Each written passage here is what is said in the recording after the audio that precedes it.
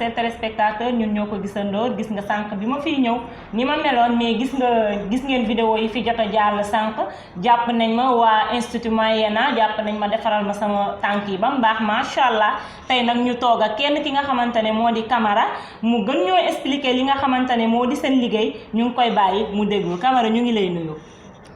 maa ngi lay fay Martine. yaa ngi si jàmm bu baax a baax. oui ça va maa ngi si jàmm. ça va bien tey nag dañoo ñëwoon waa Mode 7 dañoo ñëwoon seeti leen jéem a xam seen liggéey nu muy demee ak naka ngeen ñiy def li nga xamante ne moo nekk seen liggéey avant may jàll tuuti dama lay laajte maanaam yéen seen liggéey lan ak lan ngeen di faral di def. ñun suñu liggéey bi fii presque lépp la ñuy def dañuy def pédicure manucure soin de visage gommage du corps massage dañuy def massage tamit ak traitement tamit dañuy def traitement végéture ak kii tamit mélange tamit bu cere ñu koy def fii tamit. ah d'accord par exemple ñi nga xamante ne seen yaram dafa cere. xeesal nañ ba nga xamante ne seen yaram bi mënatul moo nekk ñiy yor peau yu ñuul yooyu noonu xaw ma nan laa ko mën a expliquer lee sax xam naa dinañ dugal image yi pour ngeen gën a comprendre liñ naan cere par exemple yéen loolu da ngeen koy dindi. waaw ñu ngi koy dindi traitement bi ñu ngi koy dindi pas traitement la 8 séances la donc boo suivre sa 8 séances lépp dina deñ incha allah. d'accord ñoo ko déggandoo dégg ngeen Camara moomu nee na ñoom dañuy def traitement bi 8 séances lañ koy def donc ñi nga xamante ne da ngeen a cere ñu ngi leen di conseil ngeen daw si ñëw fii ci Institut Mayena ñëw seet si def seen traitement li nga xamante ne moo di traitement cere dégg naa sànq seen patron bi nee na da ngeen di def aussi traitement de vergeture.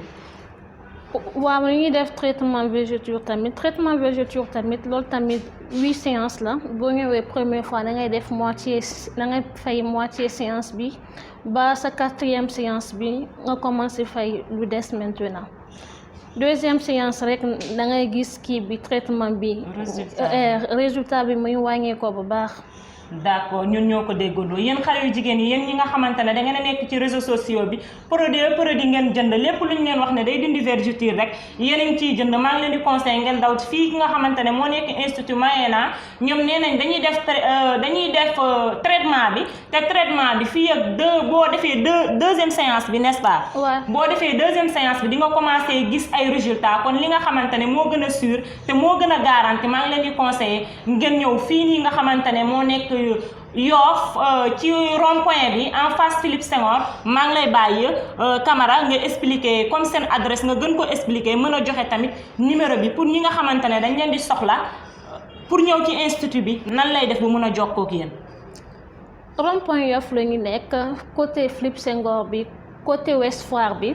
si premier étage la ñu nekk ci kaw pharmacie bi la ñu nekk ci premier étage suñu numéro bi 77 la 608 55 22.